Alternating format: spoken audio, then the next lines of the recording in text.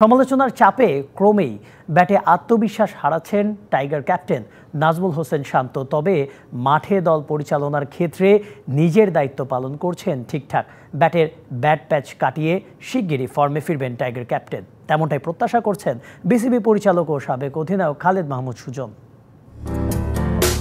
ঘরোয়া ক্রিকেটে আবাহনীর নিয়মিত পারফর্মার শান্ত সৌম্য লিটনদের গার্ডিয়ান টাইগারদের সাবেক অধিনায়ক খালেদ মাহমুদ সুজন। বলা চলে সুজনের হাত ধরেই ফার্স্ট ক্লাস লিস্ট এ ক্রিকেটে অভিষেক হয় দেশের অধিকাংশ ক্রিকেটারের। তাই সুজনের চেয়ে কে আর ভালো বুঝবে শান্তদের? যদি আমরা সত্যি কথাই চাই বাংলাদেশ দল ভালো খেলুক বা শান্ত সৌম্য লিটনেরা ফর্মে আসুক, তাহলে আমাদের মনে হয় আরেকটু সাপোর্ট করা উচিত। এত তাড়াতাড়ি আমরা অধৈর্য হওয়া যাবে না। ক্রিকেট বোর্ডের যে তাদের প্রতি খরচ বা তাদেরকে বেড়ে ওঠানোর জন্য, কারণ প্রত্যেকটা ছেলে আমাদের এজ গ্রুপ খেলে বড় হয়েছে।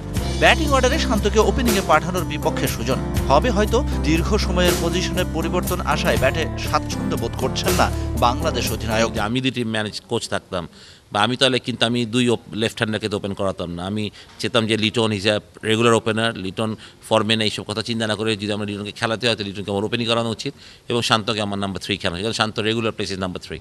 সুজনের মতে এই বিশ্বকাপে এখনও নিজেদের সেরা খেলাটা খেলতে পারেনি বাংলাদেশ। মাঠের ক্রিকেটে আরও অ্যাগ্রেসিভ বাংলাদেশকে প্রত্যাশা করেন এই আবাহনী কর্তা। আমি বলবো বাংলাদেশ এখনও তাদের বেস্ট ক্রিকেটটা খেলেনি। যে আমরা আমাদের বেস্ট ক্রিকেটটা খেলতে পারি, ইউ নেভার নো আপনি কাকে হারাবেন কাকে হারবেন। কিন্তু আমি চাই যে অ্যাগ্রেসিভ ক্রিকেট খেলুক, মাঠে আসলে ফিয়ারলেস খেলতে হবে। আমাদের নো ফিয়ার কথাটা ইউজ করতে হবে। আমি একদম কোনো ফিয়ার না আমার, যেটা আমাদের অবশ্যই টিম প্ল্যানিং হবে, গেম প্ল্যানিং হবে, সেই প্ল্যানিং অনুযায়ী খেলতে হবে, বাট অ্যাটিটিউডটা ঠিক থাকতে হবে।